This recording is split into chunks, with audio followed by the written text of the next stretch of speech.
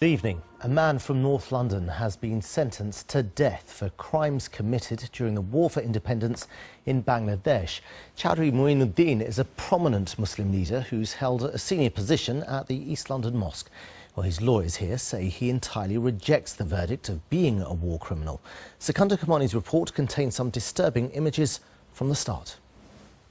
This is where some of Chowdhury Mueen-Uddin's alleged victims ended up. Hundreds of thousands died during Bangladesh's battle for independence in 1971. Today, a trial in absentia in Bangladesh found Mueen-Uddin guilty of murdering 18 pro-independence intellectuals before he fled to London 40 years ago. This is one of Mueen-Uddin's alleged victims, a famous playwright. His son travelled from London to Bangladesh to testify in court. He supports today's death sentence. As a son, I feel that yes, that's the only way to have a closure. I never thought that, okay, I would sort of live the day to actually hear this verdict. So that has a good feeling. Other evidence in the trial came from eyewitnesses who recognised Mueen-Uddin at the scene of abductions.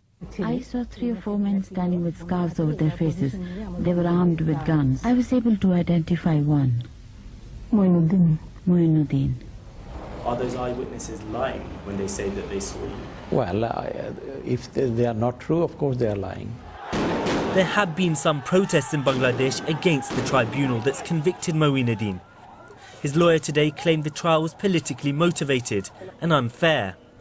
The Home Office wouldn't confirm or deny whether it's received an extradition request from the Bangladeshi government. But in any case, Britain can't extradite anyone who's at risk of possible execution.